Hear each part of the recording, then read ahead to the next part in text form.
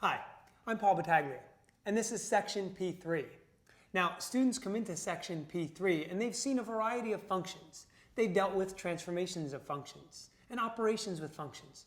And really the goal of section P3 is to just make sure that students take away all of these elements and really make sure that they're pretty good with them. So the essential question we would like students to be able to answer at the end of section P3 is, how do I find the domain and range of a function, and how do I use operations to simplify and combine functions?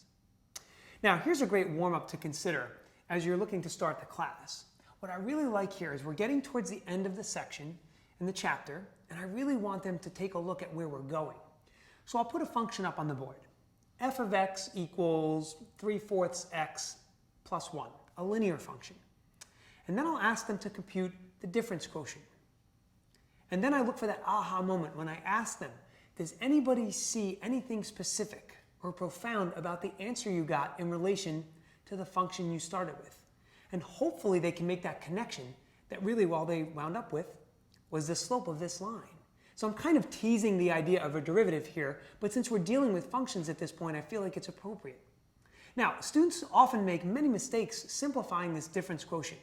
And what I've found to be helpful is actually using a little bit of a color-coded approach.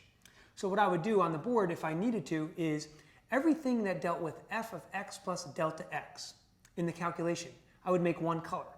And then everything that dealt with f of x, that would be its own separate color. You would be amazed how this little thing actually highlights for students some of the mistakes that they're making. And they sit back and go, oh, I didn't realize that that's where I was having the issue. So it really helps to clear everything up. Now, when we talk about combining operations, it is important that students know how to do things such as composition. We want them to be able to compose two functions and even break them apart and decompose them. This will prove especially helpful when we talk about the chain rule. Further down the road, we can actually look at mathematical practice number 5 as we try and build students' notational fluency. And one of the things I'd like to point out to my students is that f of 3 does not necessarily mean f times 3. So we want to help them make that leap. Now, secondly, what we need to look at is other common mistakes. And example 2c deals with a piecewise function. And there are various things that students seem to miss here. Sometimes when they graph a piecewise function, they actually let the pieces run into each other. We have to remind them that then this would not be a function. It would fail the vertical line test. And one other big mistake I see here is actually students who somewhat forget how to deal with the breakpoint in the domain of a piecewise function. Which one is the open circle? Which one's the closed circle? Why they can't both be closed circles. Things of this nature, you might need to address this.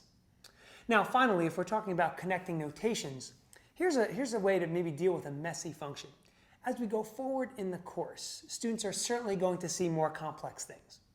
And the question becomes, do I want to continue to write a complex function over and over throughout the life of a problem?